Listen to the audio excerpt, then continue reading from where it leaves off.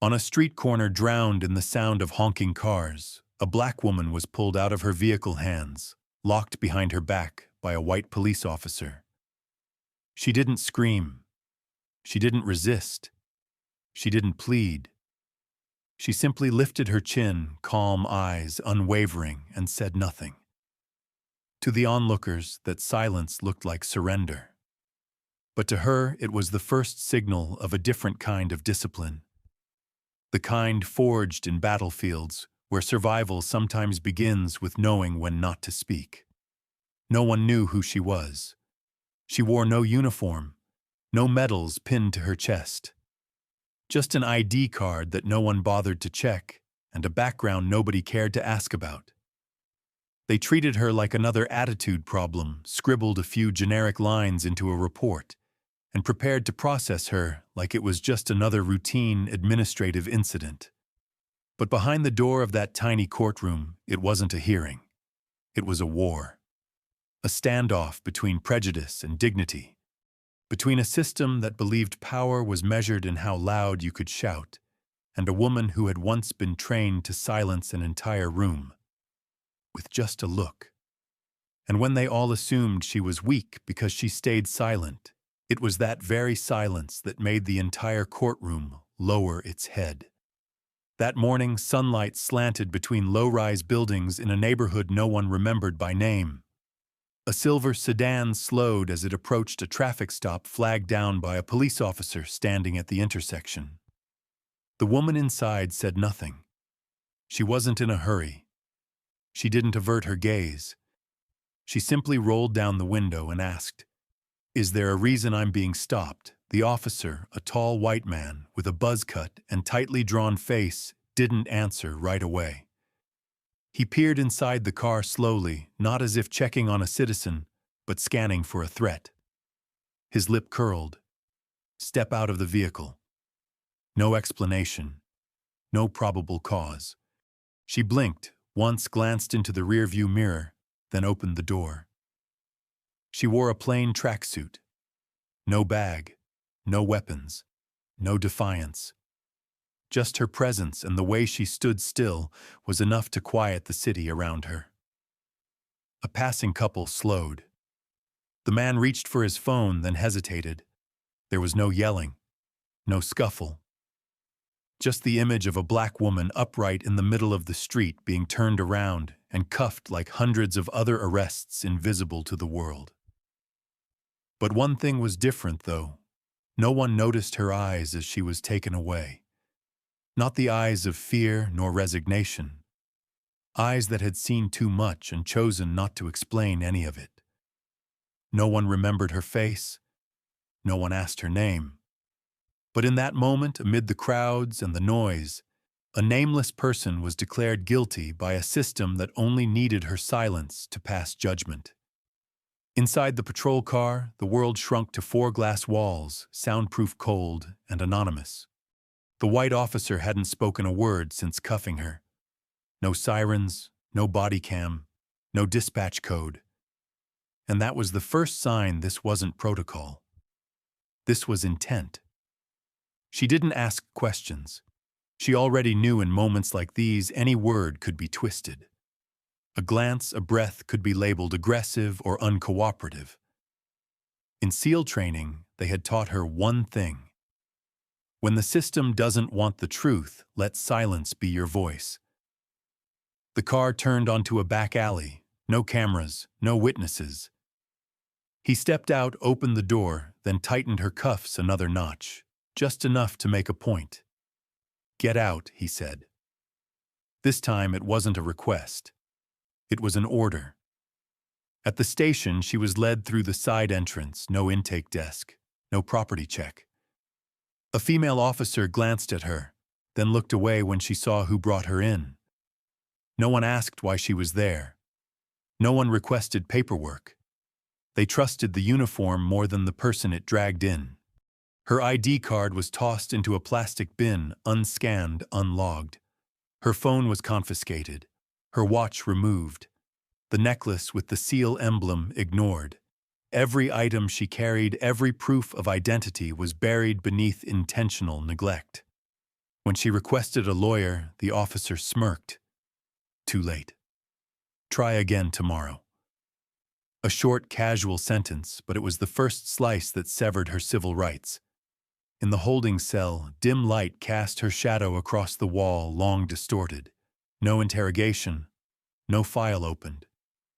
Because to this system, she wasn't worth questioning. She just needed to be forgotten. In one corner of the room, a message had been scratched into the paint, "We're still here." Maybe from someone before her. Also silenced. Also erased. She stared at the words for a long time, then nodded as if returning a silent salute. This wasn't just the severing of communication between people. It was how a society severs the existence of a person through collective silence, through processes designed to vanish victims, and through the polite smirk of those who know full well. No one will ask why. When the holding cell door closed behind her, she didn't flinch, didn't pound against the metal bars like many wrongfully arrested before her. Instead, she sat down on the cold steel bench, hands resting calmly on her thighs, eyes fixed on the desk where a police officer shuffled through a pile of forms. It wasn't submission. It was the focused stillness of someone who had survived long enough to know that sometimes the strongest one in the room is the one who waits.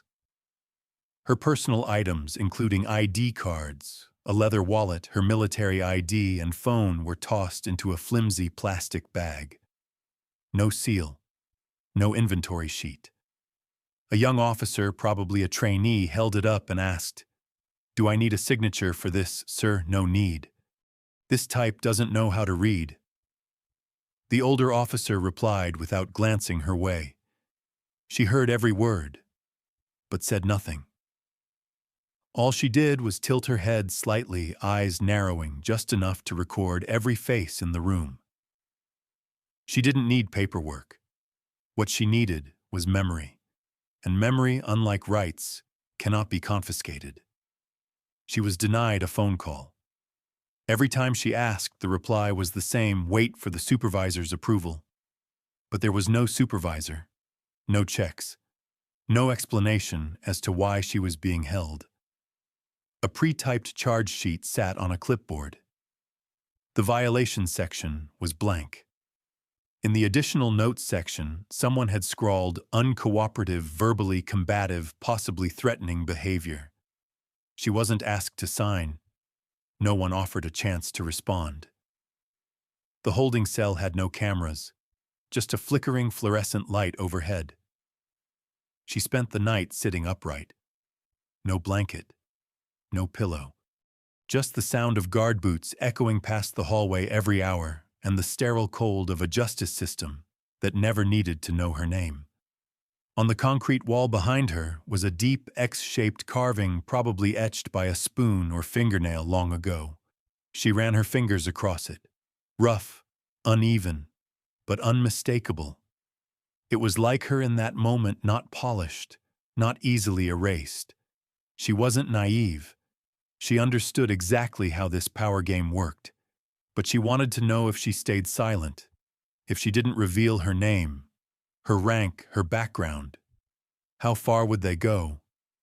How many more mistakes would they make, simply because they assumed she was a nameless black woman with no one behind her? And so she waited. Not out of helplessness, but because she knew some battles don't need early resistance. They need time and truth to speak for themselves. The courtroom sat quietly at the end of a hallway bathed in sickly yellow light. Wooden benches lined the room backs, chipped and faded, as if they'd witnessed too many arguments to care anymore. There were no cameras, no reporters, just a few law students and an elderly couple waiting for a divorce hearing scheduled afterward. The officer entered. His uniform was perfectly pressed, his belt lined with every official tool from handcuffs to flashlight. He scanned the room, calm, collected, as if this hearing was nothing more than a formality. Stepping up to the witness stand, he adjusted the mic and stared at the judge with a rehearsed steeliness. The vehicle failed to stop when signaled. He began. I approached and observed a clearly aggressive attitude. She refused to comply, used threatening language, and showed signs of physical resistance. He paused, eyes flicking toward the defendant, a black woman sitting quietly. I had no choice but to act to ensure public safety. When she moved her hand into her coat pocket, I feared it might be a weapon. He spoke with the tone of experience, like someone who had told this story 100 times in internal briefings. But in this courtroom, there were no cameras to verify his account, just his word against her silence. She remained motionless, hands laced, posture straight, gaze unbroken. No flicker of indignation, no glance of fear, no effort to rebut with a sigh or a shake of her head. She let him build his narrative, perhaps to hear every lie in full before offering the truth. The defense attorney rose to object, but the judge raised a hand to stop him. Does the defendant wish to respond to the officer's statement? No one expected anything remarkable. No one except her. The woman stood. Her movement was precise, controlled, as if every joint had been trained for this. Her voice was low, steady, unshaken. I have nothing to refute, because I wasn't arrested for my behavior. I was arrested because my existence made someone uncomfortable. The room froze. A female student in the back stopped writing. The judge raised his eyes. The officer's brow tightened. She wasn't finished. She took a step forward, not to threaten, but to show she had no fear. And then calmly, I didn't reach into a pocket. I lifted my hand off the steering wheel to ask, what did I do wrong? But to some people, even that question is a crime. It was a punch thrown without contact, but it landed. And no one in the courtroom sat quite the same after that. The courtroom that day was not crowded. A few empty chairs sat quietly. Some people came and left, as if this was just a minor case not worth much attention. The officer stood there adjusting his collar, speaking as if he had rehearsed every word. The defendant behaved disrespectfully. She refused to cooperate, threatened me, and insulted me. He spoke slowly, clearly, each word like reading a victorious battle report. His tone showed no fear, only the cold confidence of someone who believed they would never be exposed. The lawyer sitting beside her glanced at the file, but she looked at no one. She said nothing, showed no emotion. She simply folded her hands together as if praying or holding tightly to something trembling inside. The judge called her to the stand. She stood up, not hurried, not staggering. She walked step by step as if emerging from a military base where every step must be carefully calculated amid a minefield. The crowd's eyes fixed on her. Some began whispering. Others sneered, thinking she was just a black woman trying to appear calm.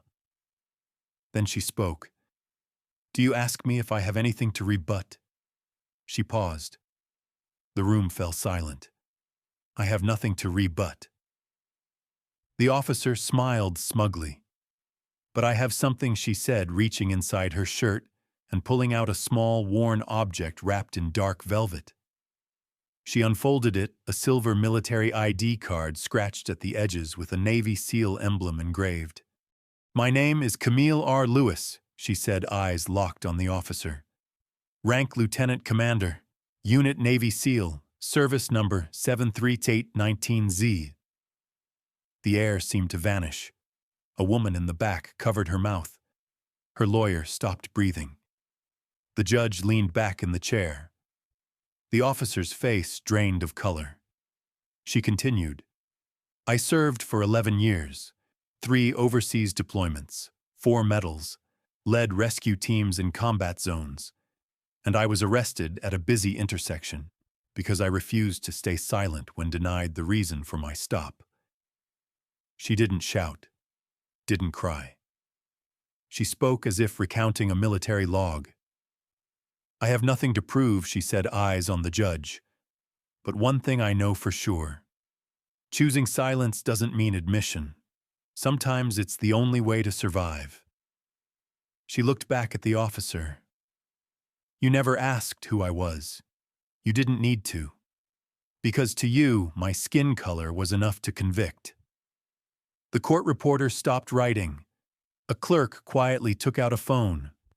But no one dared speak. The silence now was not emptiness. It was a form of bowing. She raised the military ID high. I'm not here to win or lose. I'm here to remind you that honor doesn't need to shout. It just needs to stand firm when others kneel before lies. She stepped down from the stand without another word.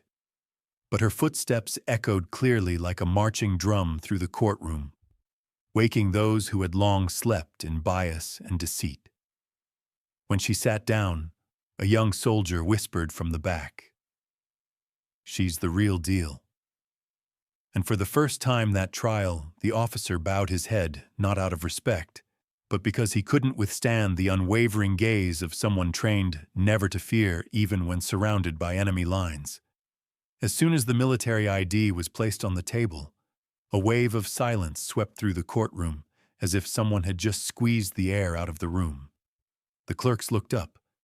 The judge furrowed his brow. The prosecutor cleared his throat, flipping through the stack of documents they had just reviewed as a mere formality. And the officer who had just asserted in court that the defendant showed signs of disorderly conduct and noncompliance suddenly looked unsettled. That card was no stage prop, not a student ID, not a work pass. It was a metal card engraved with a name, service number, and unit, the emblem of America's most elite force, the Navy SEAL. A black woman, arrested on the street. No complaints, no rebellion, and a senior special operations officer at that. This shattered the system accustomed to linear reactions deep from within.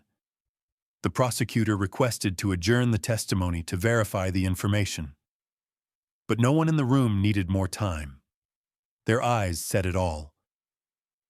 Everything the officer had said, from defiant attitude to uncooperative behavior, suddenly felt like bare, hollow words.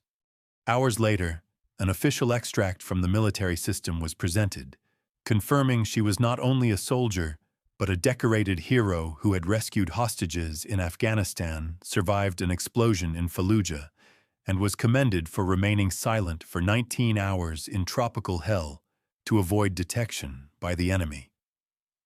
When asked again, "Are you sure about your testimony?" the officer stammered.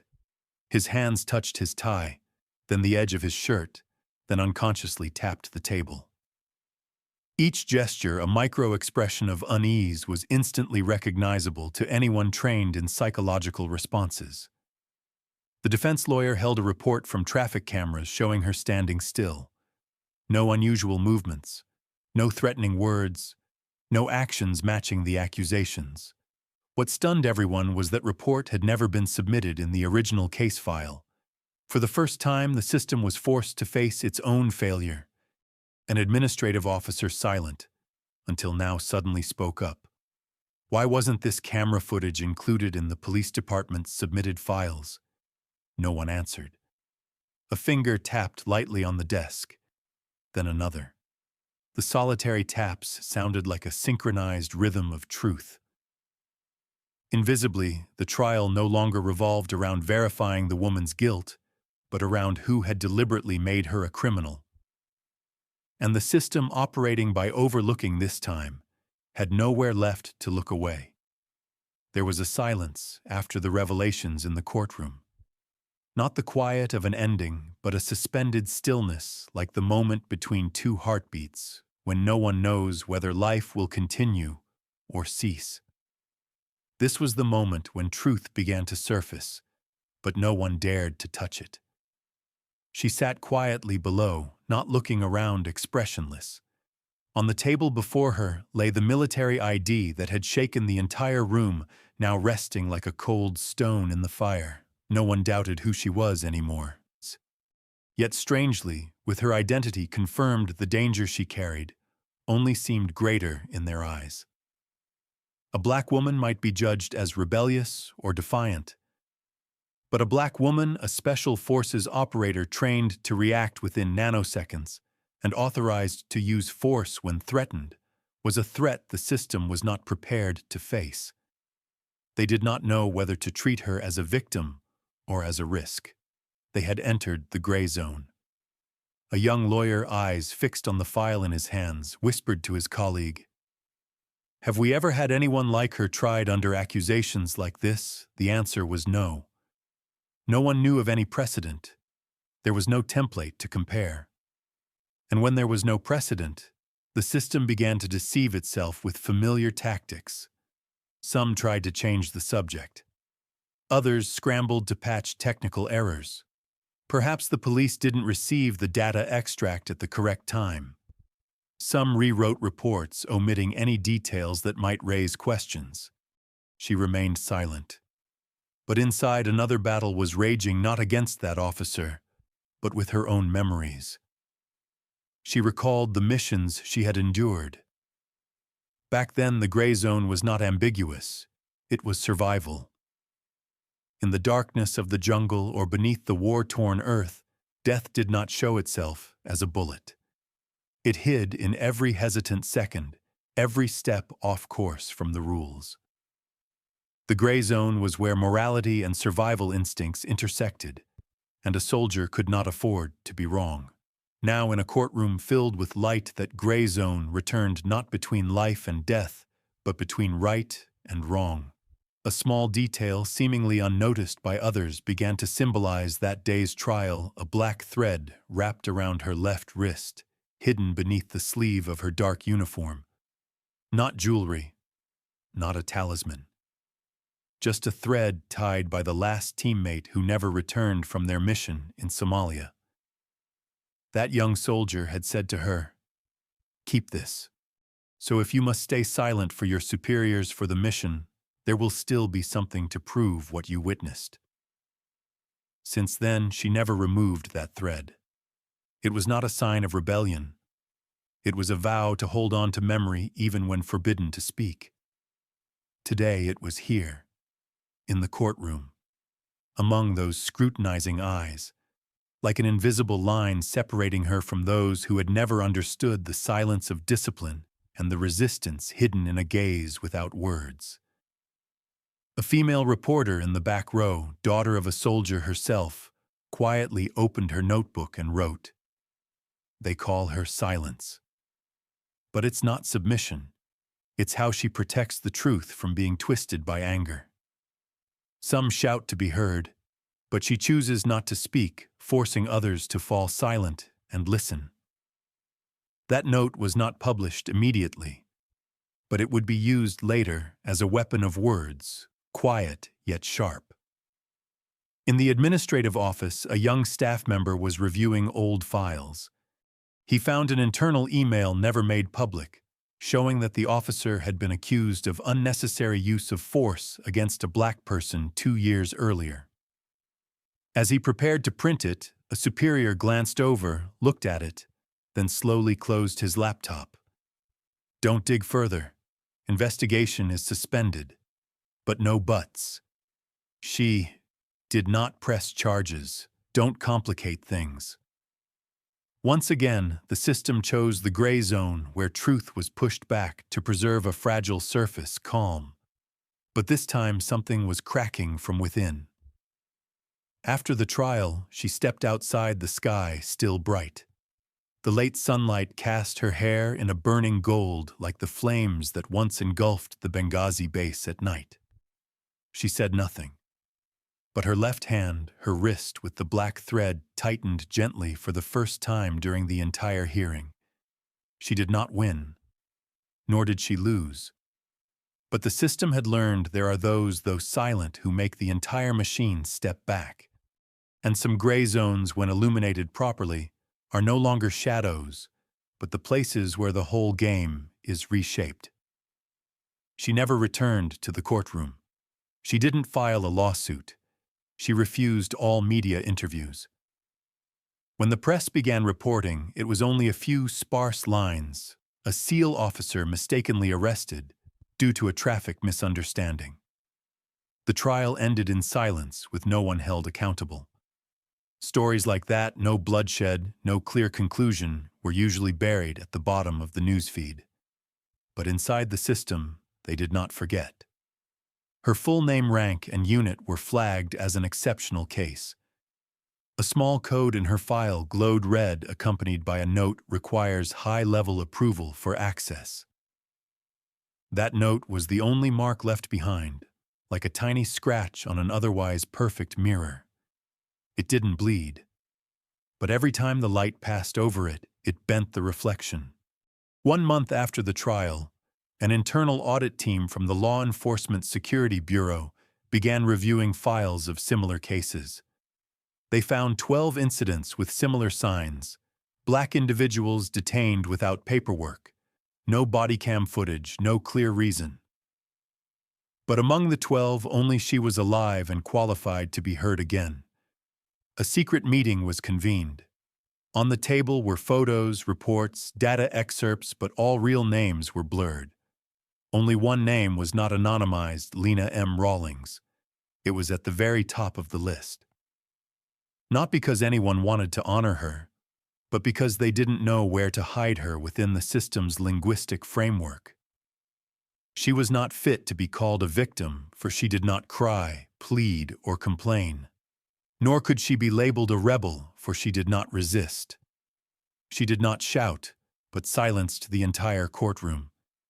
She made no statements, but forced the whole system to rethink with a single sentence. And above all, she didn't demand justice. She made others ask themselves, where is justice? An FBI supervisor, once a human rights lawyer, spoke during the meeting. Her name stays because we cannot erase what we don't understand, and even less erase what shames us. A silence fell. No one disagreed. No one agreed. But everyone knew the statement was true. Elsewhere at the Special Forces headquarters, an internal memo between commanders was just one line: Captain Rawlings' request to never mention her name in any propaganda campaigns. Not because she did anything wrong, but because she reminded them of one thing: even the best-trained, most loyal soldier could be treated like a number if their skin color didn't fit the system's reference frame. Her name now was a double-edged sword. To mention it was to force reflection. Silence was one way to keep living. One night in a small apartment on the outskirts, she opened the old notebook, the only thing she brought back from her last mission. On a faded page was a line written by her fallen teammate from Somalia: names are the first things erased in war, but the last thing survivors keep. She read it without blinking. Her hand gently clenched the notebook's edge. Her name had once been on the casualty list, then struck out.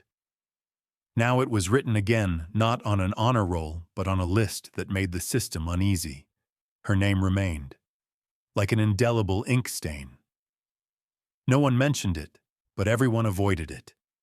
As if just reading it aloud would melt all the surface layers, revealing the truth: justice is not always written in capital letters, and sometimes the strongest thing a person can do is to leave their name behind without saying a word. One day, in a small office of an independent journalist, her trial notes were placed on the desk, alongside a stack of blank sheets titled "Cases No One Wants to Tell." She was the first chapter, not because she needed to be retold, but because the next generation needed to know some people don't choose to become legends, but their actions force the entire system to rewrite its opening chapter. And sometimes just one name not erased is how history whispers to justice. She never returned to the courtroom again. No lawsuit was filed, no interviews given. When the media began to report, it was only a few brief lines: a SEAL officer mistakenly arrested due to a traffic misunderstanding. The trial ended in silence with no one held accountable. Stories like that, no bloodshed, no clear conclusion, were usually pushed down to the bottom of the newsfeed. But inside the system, they did not forget. Her name, Lena M. Rawlings' full name rank unit was flagged in the system as an exception case.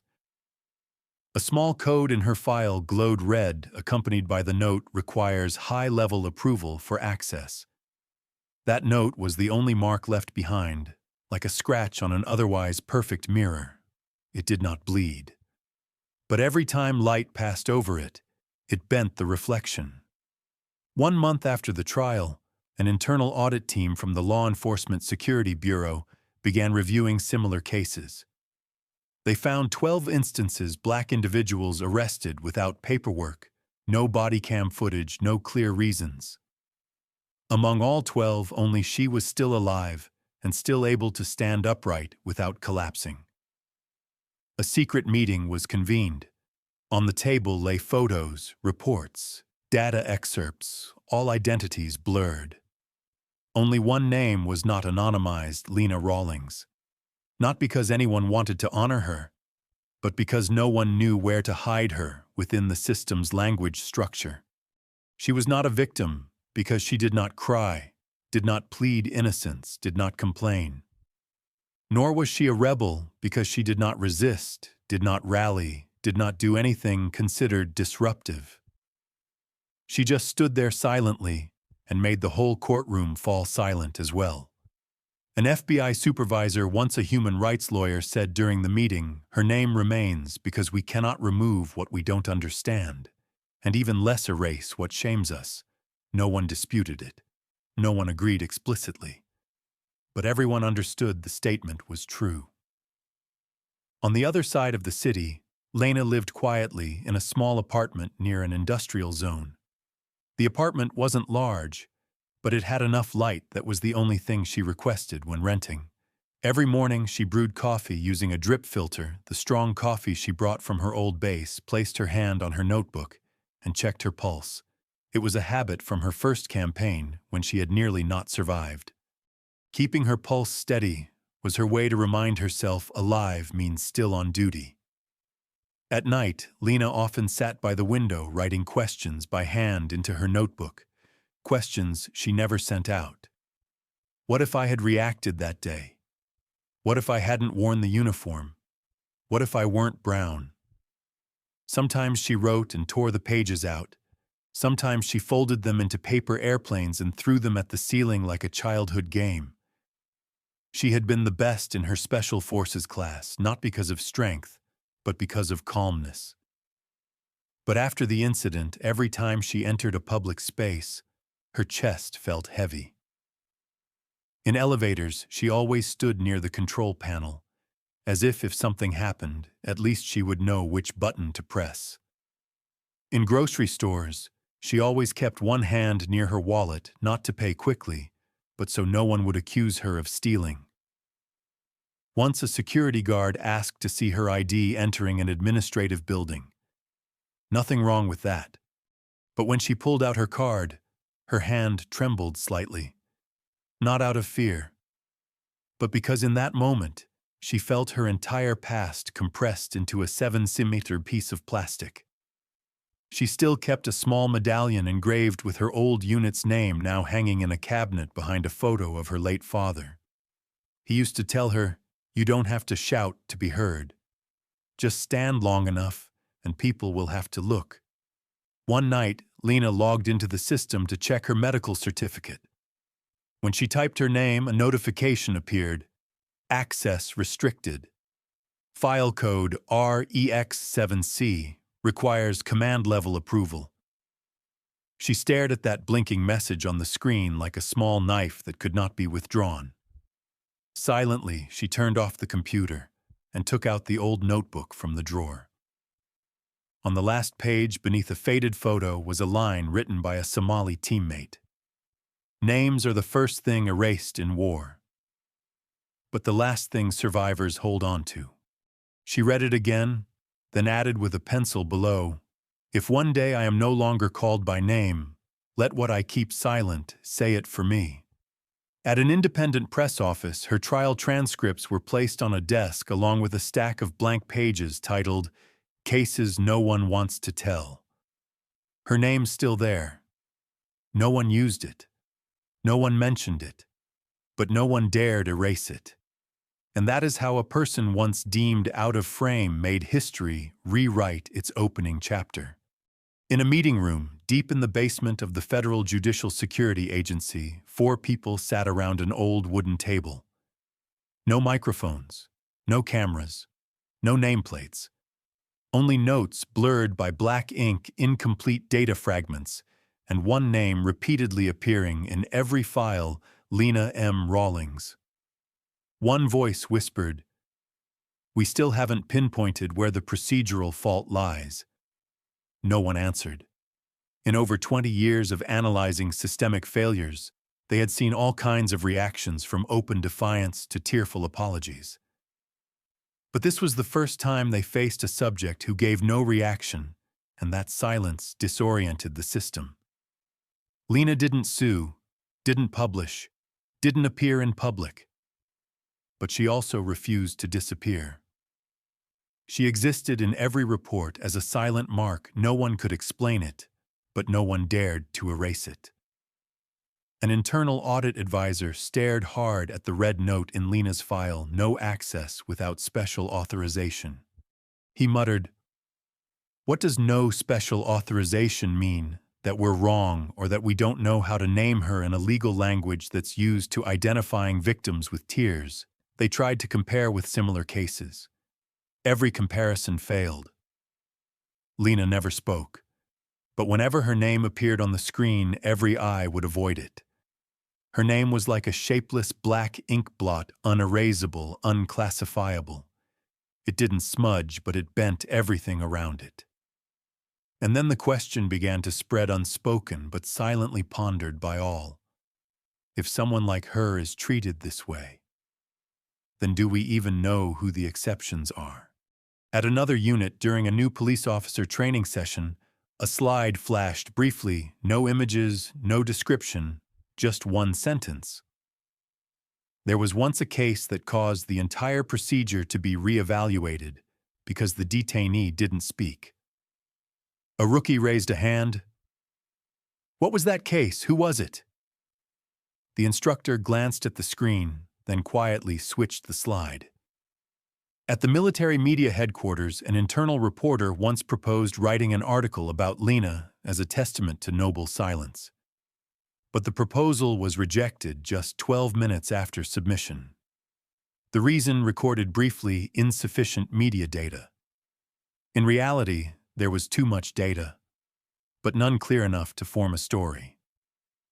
Lena, in some way, had become an image the system lacked the language to describe and the courage to confront. She didn't need to shout for justice, she simply refused to leave. A senior FBI investigator specializing in tracing anomalies in system databases once made an assessment recorded internally but never published. She didn't break the law, but her existence is a silent negation of how the system protects itself. There's no battle here, but the feeling of defeat is unmistakable. And then an image began to appear in the minds of many who had encountered Lena's file. A ceiling light neither fully on nor fully off, just dim. No one knew who first used this metaphor. Maybe a security officer, maybe a resigned journalist. But since then, the dim light with no switch became a way to refer to things no one fully understood, no one managed, but no one dared to turn off. Lena was that light. Not bright enough to illuminate, but not dim enough to vanish. No one knew whether to replace it or keep it.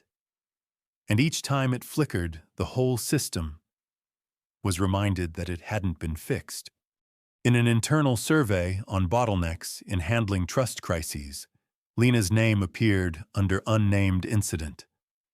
A new term created because the system could not call her by any old word.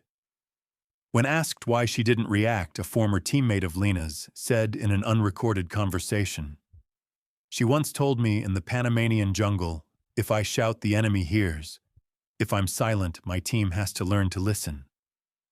She never spoke for others to hear. She was silent so others could awaken themselves. The question repeated from offices to meeting rooms, from young officers to veteran lawyers. Why didn't she speak up? What was she waiting for? Could her silence be an answer, one we don't want to hear? No one had the answer. And that is the open ending that makes Lena Rawlings impossible to forget. There was no official announcement, no press conference, no system-wide memo. But somewhere like a tiny ember falling onto a dry wooden desk, change began to smolder and spread. A mid-level supervisory officer named Michael Drexler, who once sat at table number 4 during the last meeting where Lena's name was mentioned, quietly reopened the old files. He wasn't assigned the task. He didn't inform his superiors. But that night, as he stared at the final line in her file, no access without special justification, he saw his own reflection staring back. It wasn't Lena that had been suspended in limbo. It was them, the operators of the system, trapped between what they knew was wrong and what they had been taught was right. Michael began with a simple act. He deleted the red X in the anomaly filtering system. A minor move, barely noticeable. But from that moment, he reopened a pathway for dozens of files that had been buried because they didn't fit the statistical model.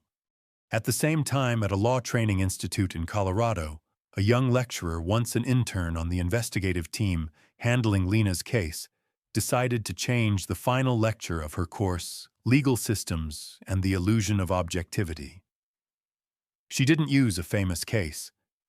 Instead, she projected an image onto the screen, a woman of color in a SEAL uniform with her face obscured.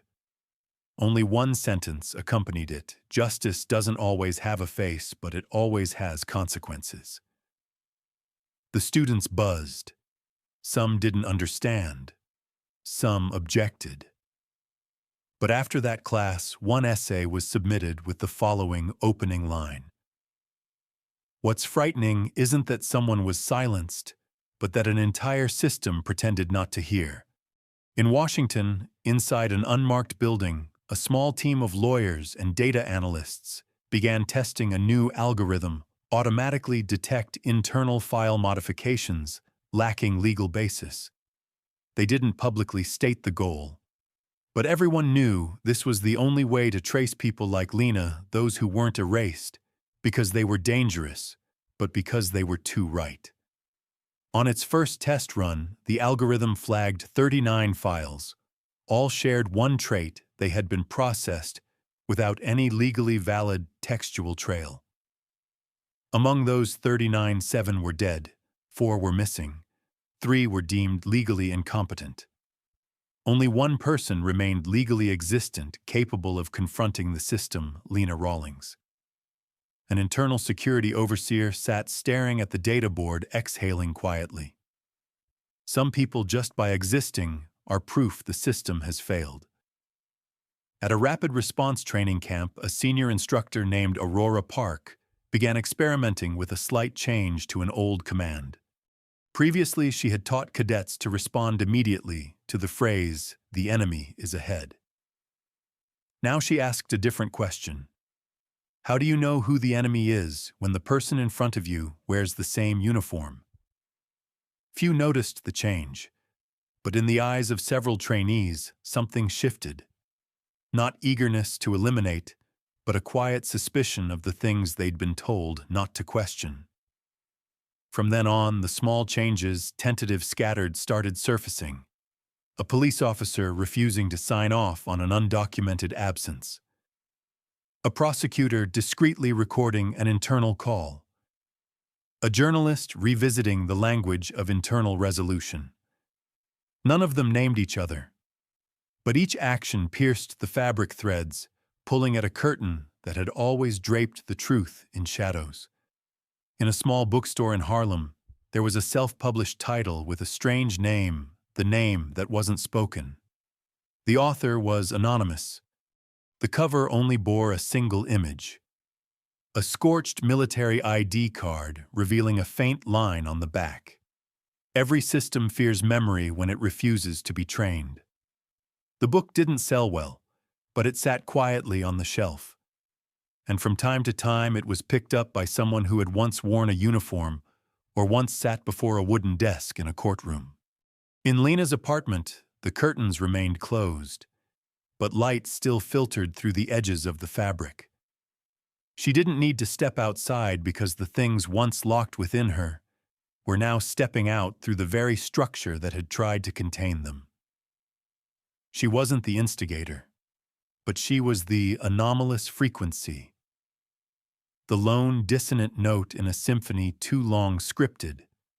And sometimes all it takes is one off-key note to make an entire orchestra pause and liste.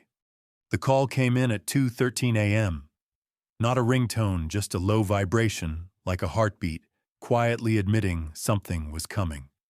Lena didn't answer right away. The screen showed nothing, no number, no ID.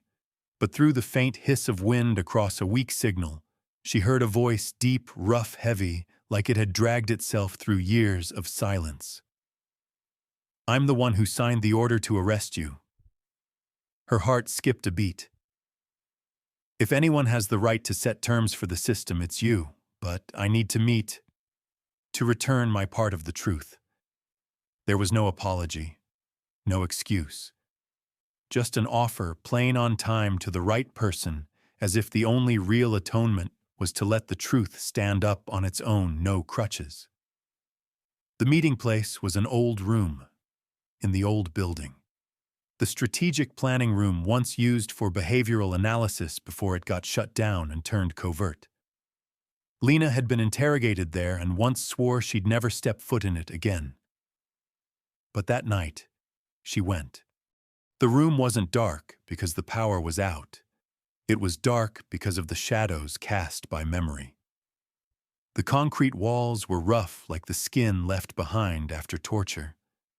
A dusty old desk lamp filtered yellow light through a worn fabric shade, casting a dim glow like the kind you'd find in a slaughterhouse after closing time. The two-way mirror was still there, the edges silvering its reflection, blurry like memory scraped thin.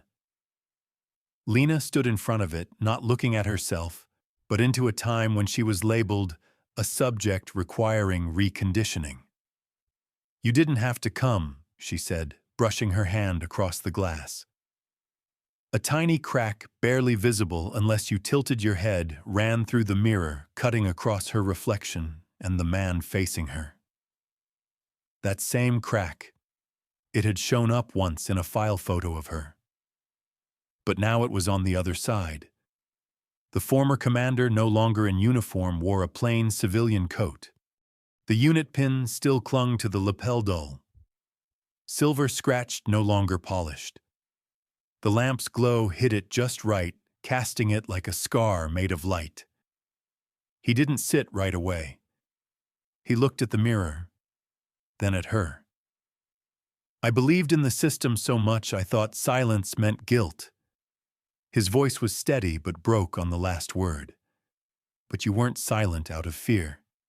You stayed quiet because you knew your voice would be branded." "I was wrong." Lena didn't reply. She watched not him, but the way his eyes flinched just barely. She was measuring, trying to see if he really understood, or if this was just one last performance of late-blooming remorse. "You know what she said finally," her voice low but sharp like a scalpel. "The moment they slammed me onto that car, I remember thinking, if I fight back, they'll write resisted. If I stay quiet, they'll write non-compliant. Either way, I'd get wiped from the primary records." Silence. Then he pulled out a thin data card, ceramic silver mixed with silicon, the kind only used for high-level clearance. He placed it on the table. Just one line, RAL exempt, Schachters asset for strategic reform consultation. They want you back. Not for forgiveness, to teach them how to spot exceptions. But this time, you get to set the rules. Lena stared straight at him. "I don't need to be called an exception. What I need is for your system to understand this. Anyone could be the first case if you've never stopped long enough to really look the first time. She gave her condition. Clear. Non-negotiable. A permanent internal record, uncensored, undeletable, and unencrypted, must be added to the system. It had to include every detail: who signed, who stayed silent, who stood aside. Not to punish, but to remind that the system isn't invisible. It's a two-way mirror reflecting both the watcher and the watched. 3 months later, at an S-level training facility, a thick black curtain was installed in the strategy room. Not to block sunlight, but to cover the two-way mirror. When someone asked why cover it, the supervisor simply said, "So when you see your own reflection in it, you remember once you were the one being watched." Lena didn't return to teach. She sent a voice recording instead. No music, no sound effects, just her voice, steady, clear, slow. Played on day 1 of training. "I'm not a hero. I was just put in the wrong place at the wrong time by a system that didn't know how to say I was wrong. But if I leave anything behind, let it be this: in every process, every form, every time you press enter, ask yourself, is the person you're about to judge really who you were trained not to trust?" The old commander listened to that recording. He stood in front of the control panel beneath the unit's insignia now mounted permanently. But beneath it now, a new line had been etched, not just to protect, but to reflect. For the first time in 27 years of service, he didn't reach up to touch the insignia like he always had, because now it wasn't a shield anymore. It was a mirror. The 4th month after the silent hearing, a series of internal memos suddenly vanished from the system. No official announcement, no technical explanation. Just, when a young analyst traced back the raw exempt code to verify routing all files marked with timestamps related to the Lena Rawlings case, shifted status to archive lockdown, unavailable.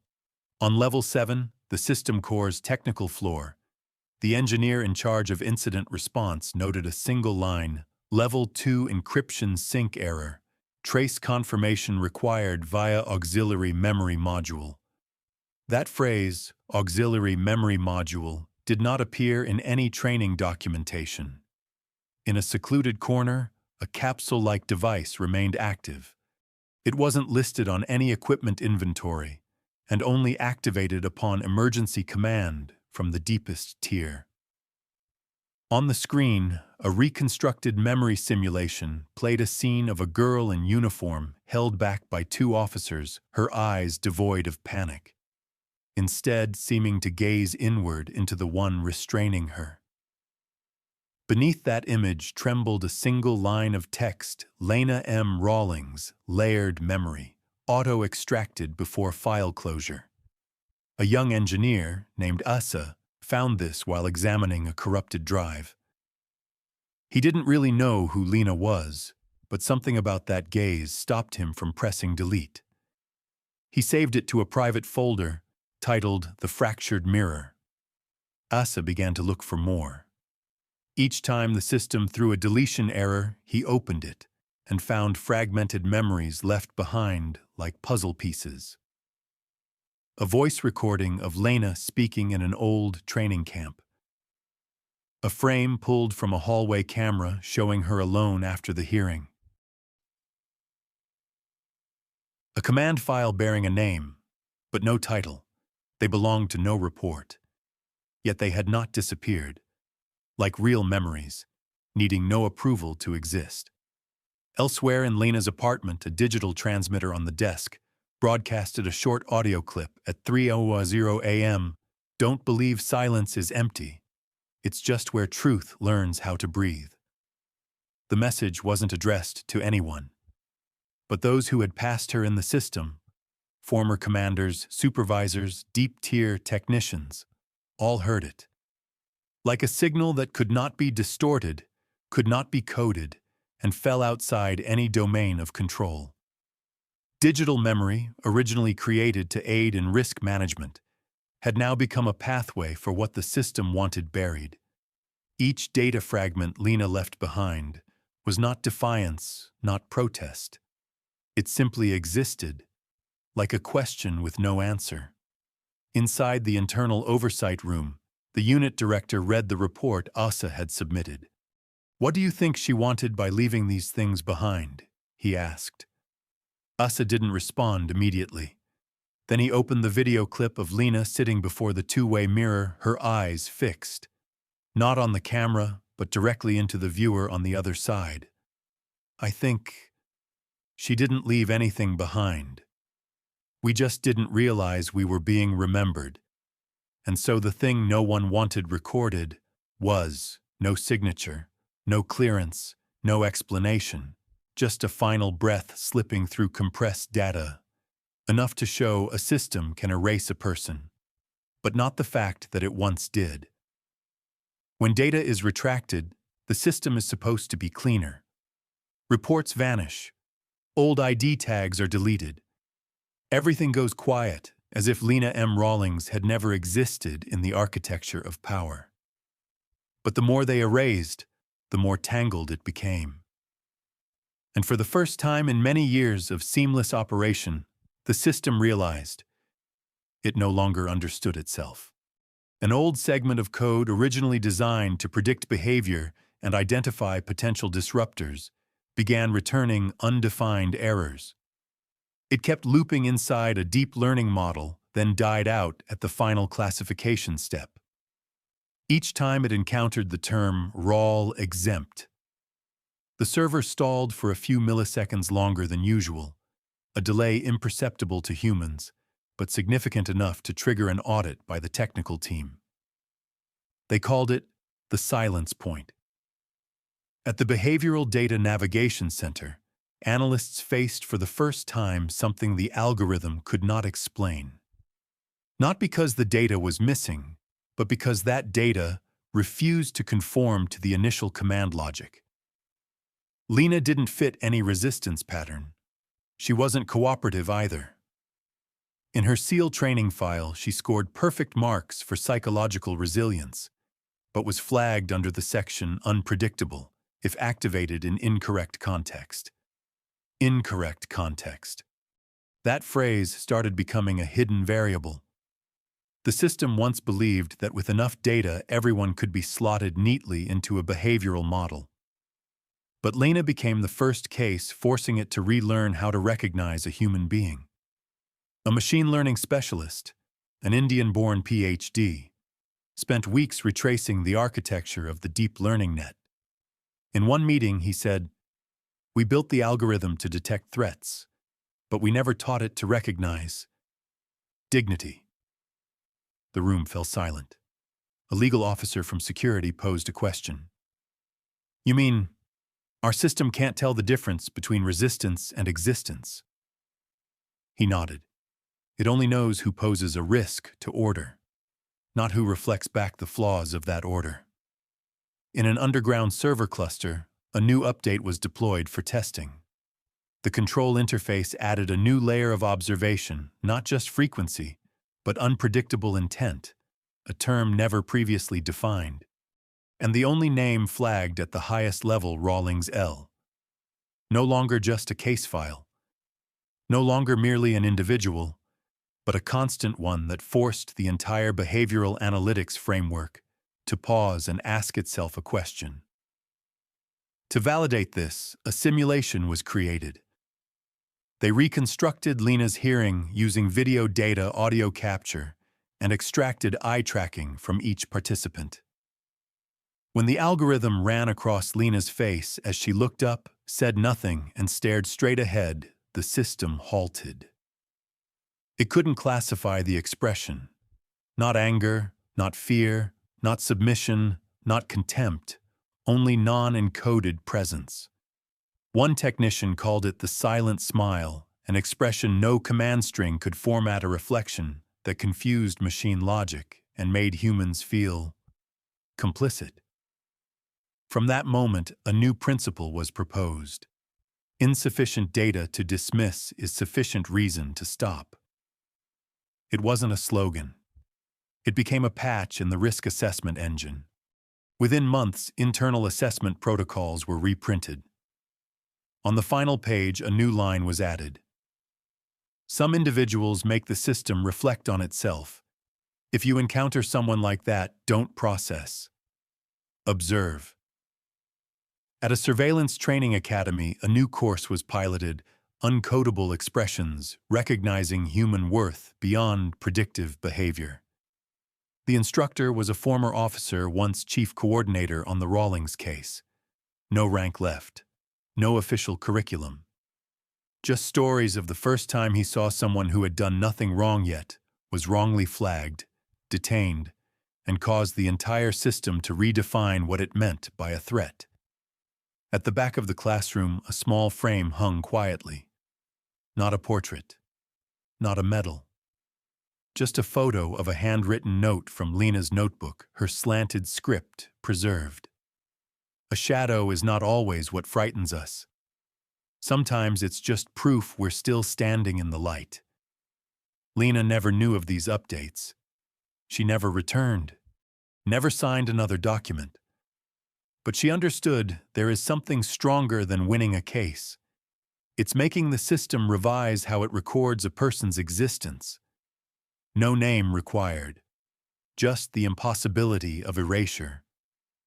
And for the first time in its operational history, the system was forced to accept one simple, profound truth. An unsolvable variable is not a flaw. It's a reminder we have yet to understand the human being. No one officially mentioned her name. In the new training documents, Lena M. Rawlings wasn't listed as a witness, nor held up as a model. But in closed-door sessions across archival threads outside the official systems, her image, a quiet woman staring straight into the two-way mirror, began to circulate. No one knew who first recorded the lecture in her voice. The audio had no background music, no introduction. Just a steady, nearly expressionless tone, yet heavier than any command ever issued from the system. It passed hand to hand, via USB through offline devices or hidden in image file code, as if even the memory of Lena had to be protected from the very thing that once tried to consume her. She was no longer an individual. She had become a reference point. In an experimental class for a new generation of surveillance officers, a young instructor dimmed the lights and projected a blurred image onto the screen, a cracked mirror. No clear face reflected only the silhouette of a person touching the glass. The question isn't, what do we do if we meet someone like that? He said, voice lowering. It's, what if we are that person? The students were silent. For 2 weeks they had been fed the protocols, how to detect behavioral deviation, how to report, how to respond to non-cooperative subjects. But when the lecture reached the point where Lena was misidentified and erased from the primary data set, no line of code produced the right answer. Only a question kept looping. If the system is wrong, will the right person be recorded? No one knew. That question slowly became an unwritten ethical code. During a special training session at Zone L3, a known transition site for senior personnel entering the Coordination Directorate, a young soldier asked his commander, "Sir, the Lena case, was it ever officially logged in the system update? Or was it just exaggerated?" The commander didn't answer immediately. He walked to the control panel, opened a drawer, and pulled out a paper printout, a medium long, phased out. On it, only one line was written: "Those who existed in error are the living proof of the limits we must never repeat." Lena was no longer present. No portrait. No monument. But amid the fractures forming in the layers of power, her name became a threshold no one wanted to cross again. Not out of fear, but out of shame. At a specialized school for emergency response surveillance officers, a place known for producing unwavering eyes, an instructor presented a simulation. A woman, no reaction, no words, just a gaze. The system classified her as non-cooperative, What do you do? The first student said, detain per protocol. The second assess using Form D14, apply emergency clause if suspicion arises. The third, a young woman, paused, then asked, what if she's like Lena? No one answered. The instructor nodded and closed the laptop. That's where the lesson ends. Elsewhere on the fringe of centralized data grids, a group of underground engineers were rebuilding the identification filter. They no longer called the exceptions threat flags. Instead, they used a new term, reflection agents. In their internal brief, one line of description read, they are the ones who don't fit, don't fail, and aren't recorded, but they are the reason the entire model must be rewritten. Behind the scenes of an AI and ethics conference, a senior expert with silvered hair and deep eyes quietly told his colleague that no system, no matter how powerful, could stand against someone who knew how to remain silent at the right moment. When asked why, he replied that such silence forces others to speak.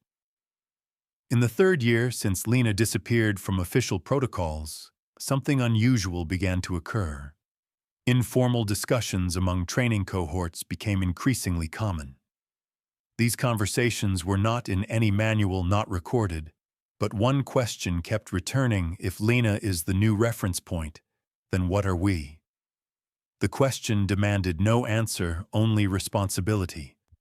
A system that once believed in its own omnipotence had begun to leave space for what it did not understand, not to reject it, but to listen.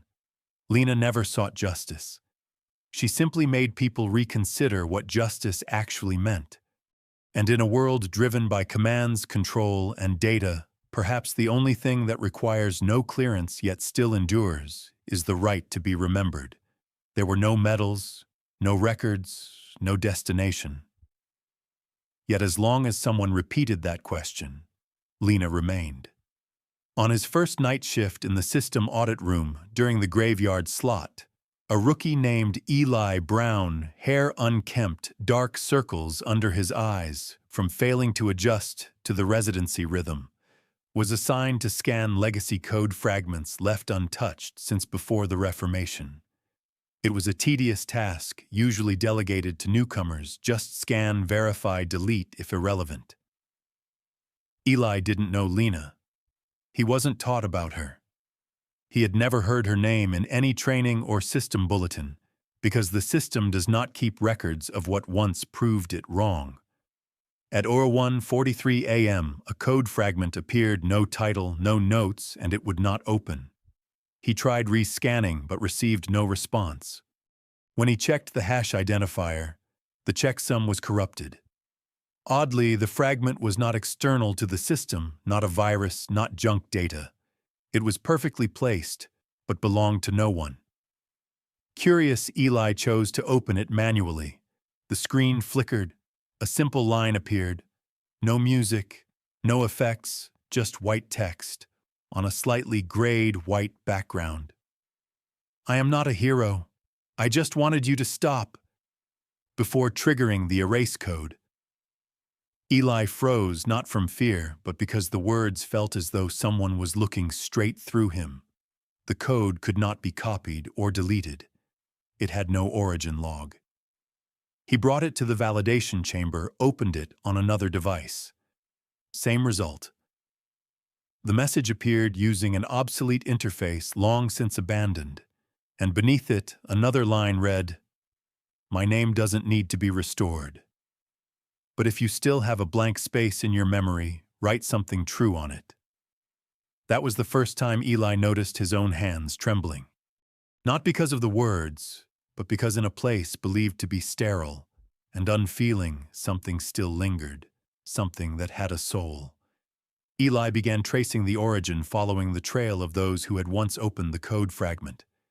The list appeared. One person had left the system, one had voluntarily transferred to a different data sector, and one had gone missing during last year's digital memory leak. None were officially recorded. No one responded when Eli sent out support requests. Only a single short reply came back from a senior supervisor containing just one line. If you've seen it, don't erase. You are proof she hasn't disappeared. Eli began asking his colleagues. No one knew, no one dared to remember.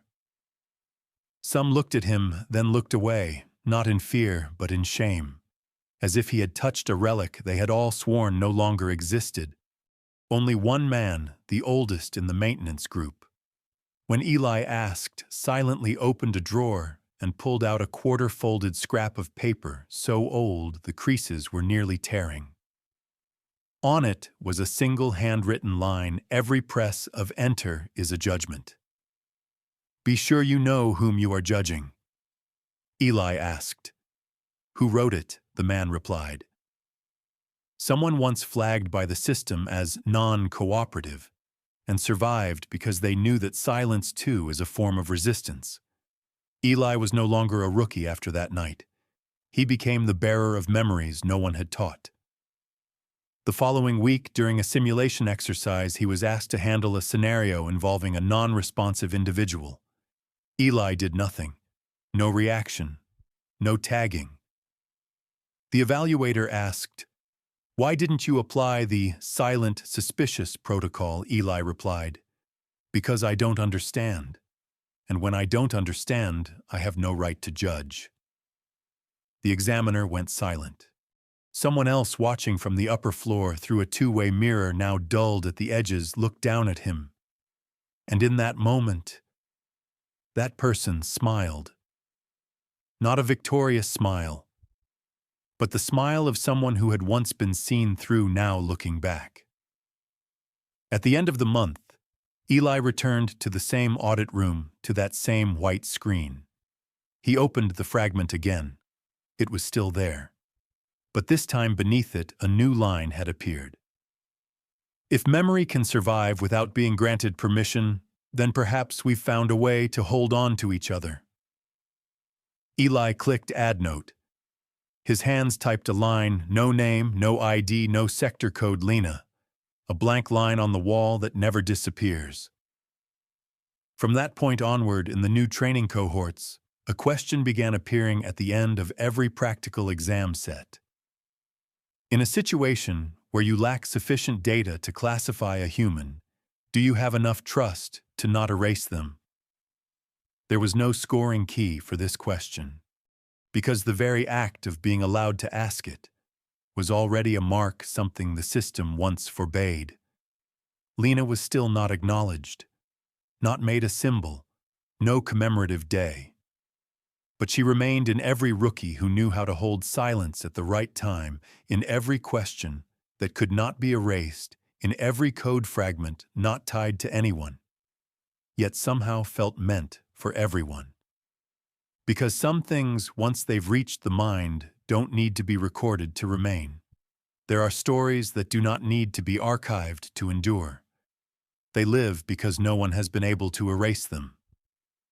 Lena was never on the front page. No one built a statue. No one wrote a biography. But she is present in every gaze that hesitates before making a decision when the system demands a label. She appears not as a name to be glorified, but as a pause between endless commands reminding slow down. This is not data. This is a person. Before you close this video, there's something I need to say. First, don't wait for the system to tell you what to think, because sometimes the system isn't wrong. It's just missing someone who once knew what pain felt like. Second, true memory doesn't need convincing. It only needs to survive the moments people try to forget. Third, if you've ever been mislabeled, stayed silent, or were placed in the wrong space, remember this. No one has the authority to remember you, but they can't forbid you from leaving a trace. Thank you for listening to a story with no heroes, no perfect ending, but just enough to make someone stop and ask, am I looking at a person or a deletion code?